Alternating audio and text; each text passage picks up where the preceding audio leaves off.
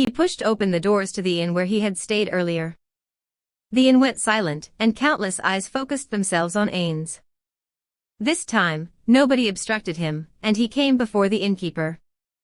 The eyes of the innkeeper, and the inn's patrons were all drawn to the metal plate around Ains' neck. In a casual tone which sounded like he was smiling, Ains said, "A double room." After putting down the silver piece, he took the keys from the speechless innkeeper.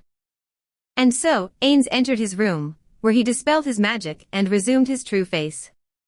The mithril plate around his neck clinked loudly against the Nemean lion pendant. He had explained his part in last night's activities in the graveyard, and had been awarded that metal plate.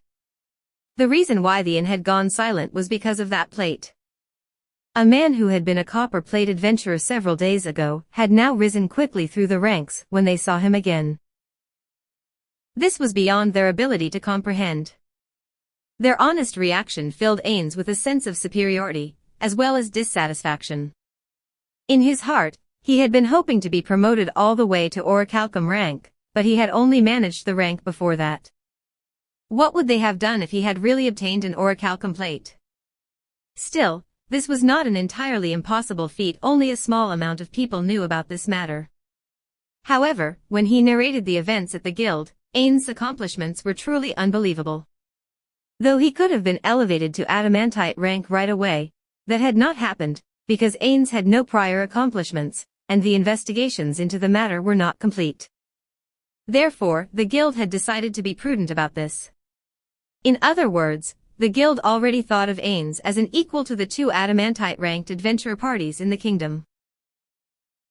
In addition, as time went by, the story of the battle in the graveyard, as well as the great name of Ains, Mammon would certainly spread throughout the city. This was because the fleeing guards talked about the exploits of Ains. The plan had gone so smoothly that Ains could not help but smile. No, it had not gone smoothly, it had gone perfectly. Ains flicked the mithril plate with a finger, and then Narbril asked the question in her heart. "May I ask how we should deal with those two? They said they would contact us about the appropriate remuneration." Narbril was referring to Nfiria and Lizzie Berar, the two herbalists. Ains had already decided how to deal with them. Lizzie said she would pay everything she had. Therefore, I will have her bring her grandson to Karn village. She will make potions for me, no, for the great tomb of Nazarick. There are people who can make potions in Nazarick as well. Why must you specially engage these lower life forms, penis fishes, to do so as well? It's because I want a new source of power. Narbril stared dumbfoundedly, and did not respond, so Ains continued, "I have considered that potion ingredients might run dry, so it is necessary to develop potion-making methods other than those of Yggdrasil. In addition, we might be able to combine the methods of this world and Yggdrasil, thus opening up a new avenue of power for us. After all, we might have already fallen behind by 600 years. Of course, we'll need to sternly warn her not to spread the means of making those potions, but looking at her, it seems that won't be a problem." Ains recalled Lizzie's reaction when he brought Nfiria back to her. He had already healed Nfiria's eyes, but he was still only semi-conscious due to the tremendous shock he had received.